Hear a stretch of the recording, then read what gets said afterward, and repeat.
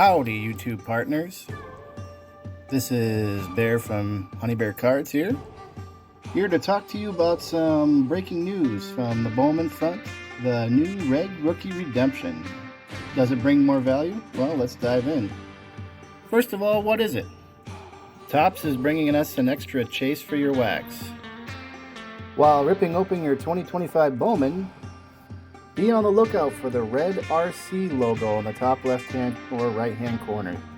These, of course, will be on Bowman Chromes, so this is going to be something shiny that's going to appear in your box.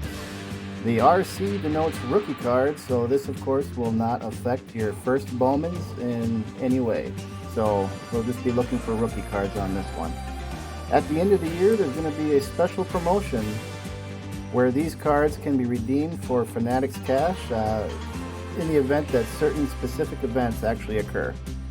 So what exactly are we redeeming? If the player on your red RC card ends up winning the Rookie of the Year title for the 2025 season, it can be redeemed for $100 in Fanatics Cash. At that point, you have a decision to make. Do I want to redeem it for the cash, or should I hold on for the next promotion, which would be any time after that in his career? If he wins an MVP or a Cy Young award, you can now redeem it for $300. If he wins it again for a second time, you get $500. A third time, $700. And if the player on the card ends up inducted into the Hall of Fame, you can redeem it for $1,000 in Fanatics Cash. Now, the important thing to note here is you can only redeem this once. So whenever you end up redeeming it, that's it. The card is gone. It's now in Fanatics' hands. This runs quite similar to that of the MVP redemption for Topps Chrome, that I am assuming they're probably doing it again this year. The good news is, if you end up missing the Rookie of the Year redemption period, you do have the chance that later on they'll end up winning that MVP or Cy Young award, and the redemption window will open again when that happens. Well, how exactly does this redemption program work? Well, first of all, you're going to want to make sure, if you don't already, you need a Fanatics Collect account prior to your redemption. Now, during the redemption window, which runs November through March of the next year, you're going to either bring or mail the approved Fanatics sponsor the card itself and fill out some forms, I would imagine. Now, who are these sponsors? I don't think anybody knows yet. I haven't been able to find it anywhere in any of the terms and conditions or documents. All it says is Fanatics sponsor, which I would imagine is probably Fanatics itself or one of the big three redemption centers that received it last time. I believe Midwest Cards, Steel City Collectibles, and I think one other one was part of that promotion. One other thing to make note of, if you end up having to ship it to said sponsor, you are responsible for the packaging and the shipping costs to do so. Now, where can you use this Fanatics Cash? The Fanatics has told us that it's fanatics.com. You can use it to buy jerseys, hats, helmets, that type of thing. Fanatics Live, they're at their breaks and their auctions. Topps.com, which is probably where I would end up using it at to get the future releases. And Fanatics Collect for buying and selling cards on their site, and as well as the Fanatics Betting and Gaming, because, of course. Where can you find these short prints? Well, the one thing that we know for sure is that it's in the 2025 Bowman, all the formats. So that's your blaster boxes, your hobby boxes, your Baker's Delight, so on and so forth. And the future 2025 Bowman Chrome. Both of those sections have been listed inside their promotion documents. Now, the one thing that they did not mention one way or the other is whether or not the Bowman Mega is going to be included in that. It's always been kind of its own sort of thing, so I have to put my hands up and say maybe it'll be in there, then again maybe it won't. But what it's not going to be in is the 2025 Bowman Draft. The Bowman Draft is always going to be prospects only, people that were drafted in that draft that happened just before that product comes out. As far as the odds itself, how often you're going to see this thing, well, nobody knows. It's not in any of the odds documents that Topps has issued. So, your guess is as good as mine on that one. Well, let's move on to the good. What is good about this? Well, it's going to put more value in your wax. If you're somebody like me that ends up buying boxes to rip open, it's just another thing in there that'll, put a better dollar value, bang for your buck, so to speak, inside your rips. This also gives a reason for collectors to follow a player throughout their career. I don't know, a lot of times you'll end up ripping open wax and then you just kind of forget about those players, but in this case, this is something that will kind of build excitement depending on how the player does in the future. If you're somebody that loves to hoard wax, well, you can rejoice on this one because your boxes are going to have a little more lasting value. If one of the players on these lists ends up winning that Rookie of the Year, well, guess what? You're instantly going to, go up $100 right there, and then there's the future. Is that person going to get that Cy Young? Is that person going to get that MVP? You don't know. If it does happen, you're going to get an instant boost based on what may or may not be in your product. Plus, I think this might even be a parallel that people may actually like. There's lots of different, like what Neil likes to say is the gold pixie dust or the pink parallel or, what have you. This might actually be something that is kind of neat and it's a little fun. Another thing that most people probably don't think about is the more that these things get redeemed, the more short print this actually becomes.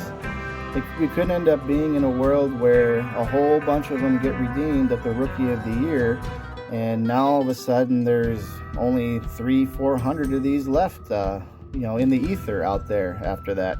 And then if he wins MVP, it might go down to 100. You don't know. Also, this gives more of a reason for people to collect Bowman rookie cards. Short prints are good, and we always like to see those.